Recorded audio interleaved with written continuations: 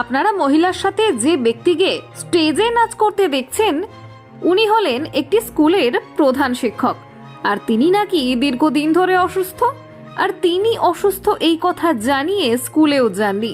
তার মেয়েকে দিয়ে রীতিমতো ওই স্কুলে ক্লাস করছেন বলে জানা গিয়েছে।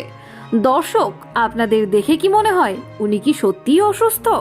আর এই নাচের ভিডিও সোশ্যাল মিডিয়ায় ভাইরাল হতেই নিন্দার ঝড় উঠেছে রাজ্য জুড়ে। তিনি অসুস্থ দেখিয়ে স্কুলে যাননি। ওই মহান শিক্ষককে মঞ্চে অথচ মদ্যপ অবস্থায় নাচের আসরে দেখা যাচ্ছে। জানা গিয়েছে ওই শিক্ষক শ্যামপুরের বানেশ্বরপুর 1 নম্বর পঞ্চায়েতের বিনোরচক প্রাইমারি স্কুলের প্রধান শিক্ষক চন্দন দে বলে জানা যায়। সারাদিনে আপনার এলাকার খবর দেখতে আমাদের বাংলা দিশা ডিজিটাল ফেসবুক ও ইউটিউব পেজটি লাইক করে রাখুন এক্ষুনি। আপনারা দেখছেন আমার বাংলার নতুন দিশা, বাংলা দিশা।